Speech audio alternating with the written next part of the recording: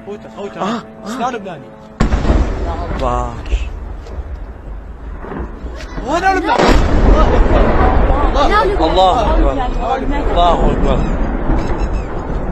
يا لبناني عمل يا لبناني انا والله انا لبناني የግሎባል ኒውስ ነው። እንደምን አላችሁ የተከበራችሁ የእስራኤል አሜሪካና ኢራን የመካከለኛው ምስራቅ ጦርነት ከዛሬ ነገ ይሻሻላል ቢባልም ጦርነቱ ተባብሶ ቀጥሏል። የመብረድ ምልክትም አላሳየም። በቀዳሚነት ወደ እናንተ እናደርሰዋለን። የአሜሪካው ፕሬዝዳንት ዶናልድ ትራምፕ የ5 ቀን የማዘግየት ቃላቸውን ወደ ጎን በመተው በኢራን የኢነርጂ መሰረተ ልማት ላይ ጥቃት ፈጽሟል። ቀጣይ ጦርነቱ አዝማሚያዎች ወዴት ያመራ ይሆን?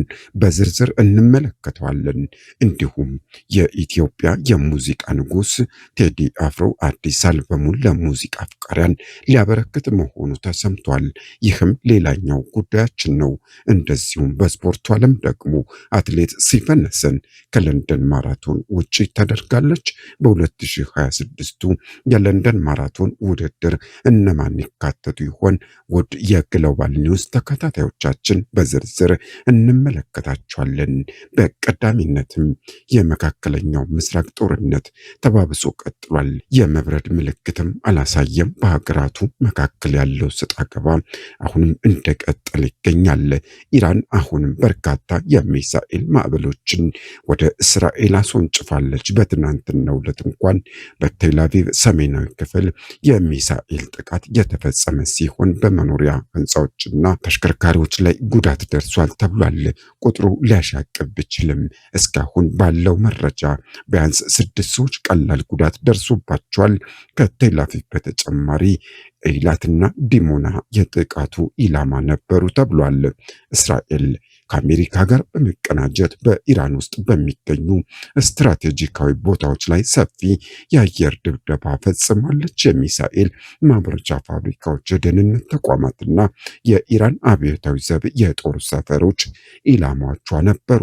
በኢራን መገናኛ ብዙሃን እየተሰራጨ ባለው ዘገባ መሰረት ፕሬዚዳንት ዶናልድ ትራምፕ በኢራን የኃይል መሰረተ ልማቶች ላይ ጥቃት ለመሰንዘር አቅደውት የነበረውን እቅድ በ5 ቀን ማራዘማቸውን በገለጹ በጥቂት ሰዓታት ልዩነት ውስጥ በኢራን 2 የጋዝ ፋብሪካዎችና በአንድ የነዳጅ ማስተላለፊያ መሰረተ ልማት መስመር ላይ የአሜሪካ ጥቃት ተፈጽሟል።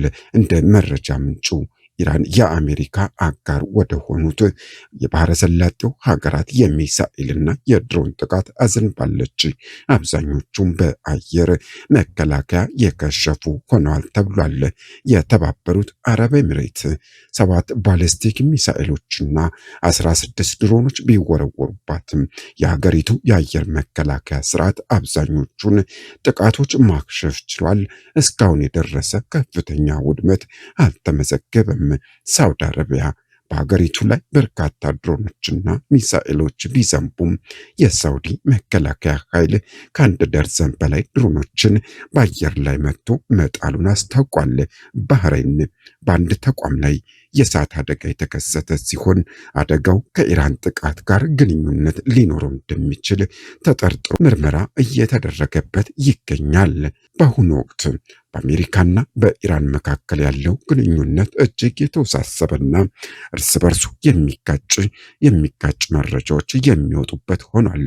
ፕሬዚዳንት ዶናልድ ትራምፕ ከኢራን ጋር የሚደረጉ ንግግሮች ውጤታማ መሆናቸውንና ምናልባትም አንዳንድ መረጃዎች እንደሚያመለክቱት ደግሞ በፓኪስታን ወይም ደግሞ በኦማን ስብሰባዎች ሊካሄዱ እንደሚችሉ ፍንጭ ሰጥተዋል።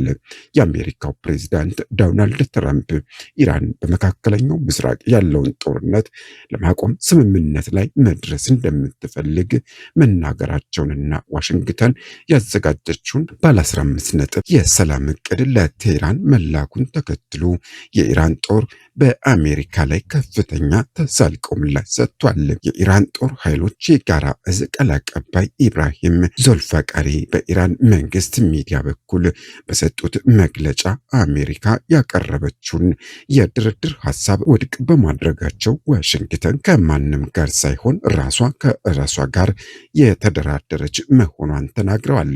ቃል አቀባዩ በአሜሪካ ላይ ባነጣጠረው ጠንካራ ትችታቸው የውስጥ ትግላችሁ ደረጃ ከራሳችሁ ጋር እስከ መደራደር ደርሷል እንዴ? እንደኛ ያለ ሰው ከእናንተ ጋር ፈጽሞ ሊስማማ አይችልም ሲሉ የትራምፕን አስተዳደር አጣጥለዋል። ከዚህ ባለፈም ዞልፋቃሪ አሜሪካንንም ኢኮኖሚዋን በሚነካ መልኩ አስጠንቅቀዋል።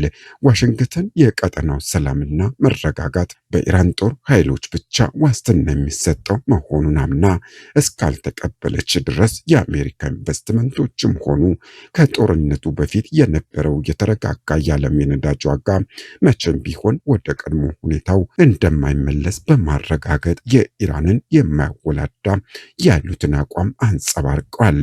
በአሁኑ ወቅትም በመካከለኛው ምስራቅ ባለው ግጭት ሳቢያ የሆርሙዝ ሰርጥ የንግድ እንቅስቃሴ በከፍተኛ ደረጃ በመስተጓጎሉ የዓለም የነዳጅ ገበያ በከፋ ቀውስ ውስጥ ይገኛል። ሁኔታው በዚህ ከቀጠለ ደግሞ ይህ ቀውስ አስከፊ ሊሆን እንደሚችል ነው አንዳንድ የዘርፉ ተንታኞች ግምታቸውን እያስቀመጡ የሚገኙት። በሌላ ዜናችን ደግሞ የባህር ላይ የትራፊክ መረጃዎች ማሪን ትራፊክ ዳታ እንደሚያሳዩት በርካታ መርከቦች በሆርሙዝ ሰርጥ በኩል ዳግም ማለፍ ጀምረዋል። ኢራን የባህረ ሰላጤው ሀገራት የአውሮፓና ሌሎች የውጭ ሀገራት መርከቦች በ2 ሚሊዮን የቻይና ዩዋን ክፍያ እንዲያልፉ ፈቅዳለች ተብሏል። ሆኖም የእስራኤልና የአሜሪካ መርከቦች በዚህ ፈቃድ ውስጥ እንዳልተካተቱ ነው እየወጡ ያሉ የመረጃ ምንጮች የሚጠቁሙት። ቻይና እና አሜሪካ የለኮሱት እሳት ቀጠናውን ይበላል ስትል አሳስባለች። የመካከለኛው ምስራቅ ውጥረት በአስቸኳይ መፍትሄ ካልተበጀለት ቀጠናውን ወደ ከፋ የሰብአዊ እልቂት ሊቀይረው እንደሚችል ቻይና አስጠንቅቃለች። የቻይና ውጭ ጉዳይ ሚኒስትር ቃል አቀባይን ዋቢ በማድረግ ሲጂቲኤን እንደዘገበው በኢራን በአሜሪካና እስራኤል መካከል ያለው ፍጥጫ በቀጠናዊ ብቻ ሳይሆን ለዓለም አቀፍ ሰላም ትልቅ ስጋት እየሆነ መጥቷል። ጦርነቱ አሁን ባለው ሁኔታ የሚቀጥል ከሆነ መላውን የመካከለኛው ምስራቅ ቀጠና በማዳረስ ወደማይቀለበስ እልቂት ሊያመራ እንደሚችልና ከወዲሁ መላ ሊበጅለት ይገባል ስትል ገልጻለች። እንደ ሲጂቲኤን የመረጃ ምንጭ ከሆነ በማንኛውም የጦርነት መስክ ኃይልን እንደ ብቸኛ መፍትሄ መውሰድ የጥፋት አዙሪቱን ከማራዘም ባለፈ ዘላቂ መፍትሄ እንደማያመጣ ቤጂንግ አሳስባለች። በመሆኑም በሀገሪቱ መካከል የተፈጠረው መካረር ዋጋ የሚያስከፍል ስለሆነ ቻይና ግጭቱን ለማርገብ ሀገራቱን ወደ ድርድር ጠረጴዛ ለማምጣት የአደራዳሪነት ሚና ለመወጣት ዝግጁ መሆኗን ገልጻለች። ቤጂንግ እስካሁን ያልተሞከሩ አዳዲስ ዲፕሎማሲያዊ መንገዶችን በመጠቀም ሶስቱን ወገኖች በአንድ ጠረጴዛ ለማስቀመጥ አቅዳለች። ለዚህም ስኬታማነት ቻይና ከዶናልድ ትራምፕ ጋር የመጀመሪያ ደረጃ ንግግሮችን መጀመሯን ዘገባዎች እያመላከቱ ናቸው። አድማጮቻችን፣ ይህ ግሎባል ኒውስ ነው። የኢትዮጵያ የሙዚቃ ንጉሥ ቴዲ አፍሮ አዲስ አልበሙን ሊያበረክት መሆኑ ተሰምቷል። ይህ በመላው ዓለም ለሚገኙ የቴዲ አፍሮ አድናቂዎችና ለኢትዮጵያ ሙዚቃ አፍቃሪዎች በጉጉት ሲጠብቁት የነበረው የምስራች ሆኗል። ድምፃዊ ቴዎድሮስ ካሳሁን ወይም ቴዲ አፍሮ አዲሱን የሙዚቃ አልበም ስራ አጠናቆ ለህዝብ ለማቅረብ ዝግጅቱን አጠናቋል።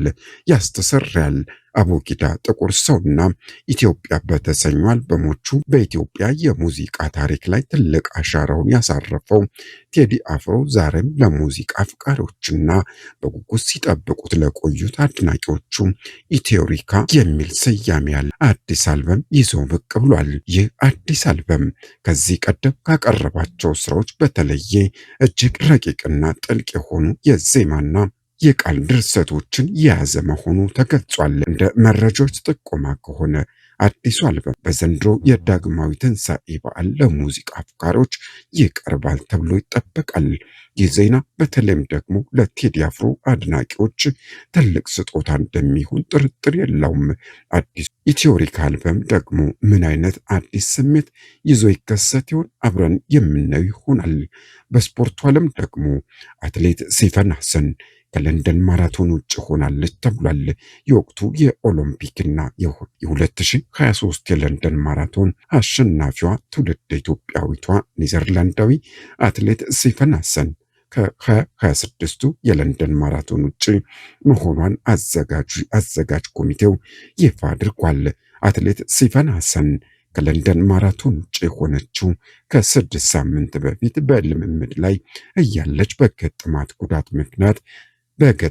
ጉዳት ምክንያት ሲሆን ጉዳቷ በየጊዜው መሻሻል ባለማሳየቱና ለውድድሩ ልምምዱ በብቃት ለመስራት በመቸገሯ በመጨረሻም ከውድድሩ ውጭ ለመሆን እንደወሰነች ነው የተሰማው።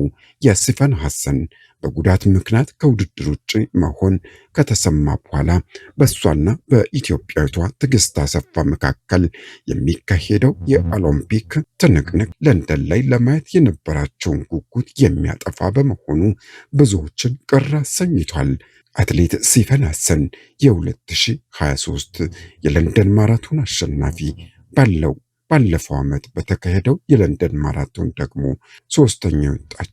ሶስተኛ የወጣች ሲሆን 2 ሰዓት ከ13 ደቂቃ ከ44 ሰከንድ የገባችበት ሰዓት ደግሞ የማራቶን የምንጊዜም 4ኛ ምርጥ ሰዓት ሆኖ መመዝገቡ ይታወሳል። የ2026 የለንደን ማራቶን ኢትዮጵያውያን፣ ኬንያውያንና እንግሊዛውያኑ በስፋት እንደሚሳተፉበት ይጠበቃል። ከነዚህ ውስጥም ኢትዮጵያውያኖቹ ትዕግስት አሰፋ፣ በጊቱ አዝመራው በዓለም ላይ ሹመት ሊመረጡ ችለዋል። አቢ ዶንሊ እንግሊዝን ወክለው በ2026ቱ የለንደን ኦሎምፒክ የሚሳተፉ ይሆናል ተብሏል። ወድ የግሎባል ኒውስ ተከታታዮቻችን ቻናሉን ሰብስክራይብ፣ ላይክ፣ ሼር እና ኮሜንት እያደረጋችሁ ተጨማሪ መረጃዎችን አገኙ።